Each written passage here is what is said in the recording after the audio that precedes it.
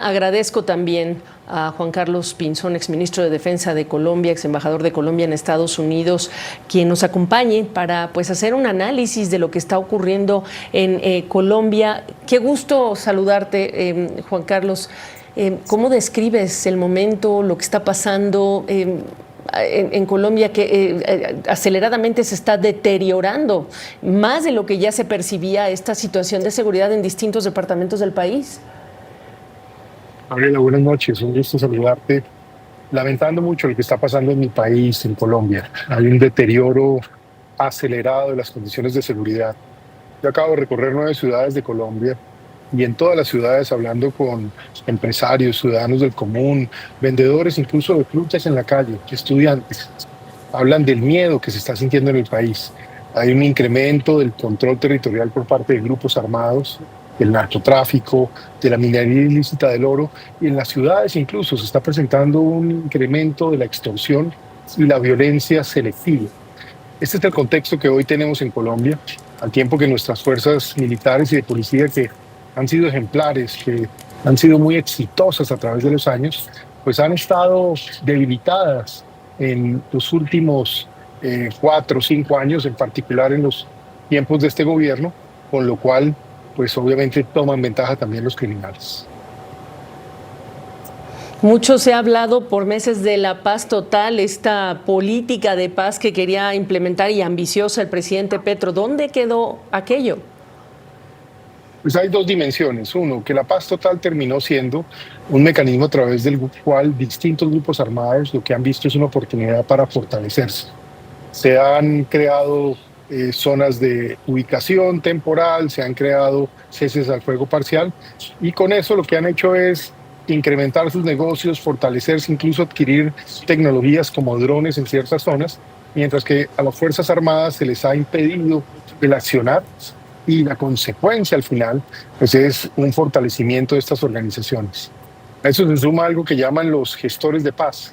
Muchos de estos delincuentes, los jefes de estos grupos, han terminado pidiendo ser nominados como gestores de paz para quitarse las órdenes de captura y para poder vivir a sus anchas sin tener el riesgo de ser capturados o perseguidos. En adición, ha preocupado mucho, Gabriela, el tono que el presidente Petro ha venido usando en el país. Desde hace varios meses viene hablando en un tono agresivo, incluso en un tono que genera suspicacias sobre invitaciones a la violencia contra sus adversarios políticos. Y esto, por supuesto, es algo que ha venido creando tensión en el ambiente y mucha preocupación. Cuando uno ve el magnicidio, el intento de magnicidio frente al senador Miguel Uribe, que aún está con vida y esperemos que se pueda recuperar, ojalá así sea, por el bien de él, de su familia y de Colombia.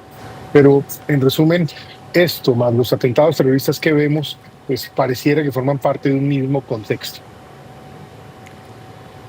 Preguntarte qué hay que hacer cuando estamos ya en un ambiente preelectoral y nos encaminamos inevitablemente a las elecciones y hay esta enorme, digamos, desconfianza, zozobra, para ser muy específica y muy cuidadosa, en relación con cómo van a acercarse y conectar con los ciudadanos los distintos aspirantes a la presidencia. Hay varias cosas. Lo primero es que necesitamos una comunidad internacional activa. Colombia ha sido una democracia ejemplar a pesar de la violencia que hemos vivido por años, pero tenemos unas instituciones fuertes. Las Cortes han actuado con mucha firmeza, el Congreso ha actuado con mucha firmeza y las distintas autoridades, pero hay muchos rumores también de las intenciones de buscar cómo no permitir que nuestros procesos electorales se mantengan como históricamente han ocurrido. Ahí hay una vigilancia que tiene que haber. Los colombianos somos los primeros que tenemos que estar vigilantes, unidos para asegurar que nuestra democracia exista, que tengamos unas elecciones en el año 2026. Pero en adición a eso viene todo un tema de protección de las personas que participan de la democracia.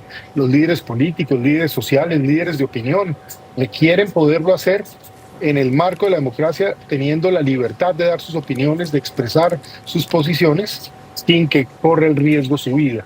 Así que en eso da la impresión Colombia que está en un retroceso de 30 años, que es algo que preocupa mucho y que hace pensar que el escenario político pues es mucho más riesgoso de lo que la gente se imaginó. Yo puedo afirmar que así es. Sí. Juan Carlos Pinzón, embajador, tú fuiste noticia hace algunas horas sin que nosotros tuviéramos ninguna noticia al respecto, en el sentido de que te fue retirado el esquema de seguridad. Y es importante, considerando familia militar, exministro también militar de Colombia, ¿a qué lo atribuyes? ¿Te has comunicado con las autoridades? Pues mira, lo primero, yo no puedo tomar esto como un tema personal, creo que hay que hablarlo en términos de país. Colombia es un país donde si Sí. hubiéramos seguido avanzando en seguridad, pues no tendríamos esos problemas, pero hoy, dado el retroceso, los colombianos están en riesgo y por supuesto las personas que hemos confrontado el terrorismo y la criminalidad, pues podemos terminar siendo un blanco como quedó claro este fin de semana.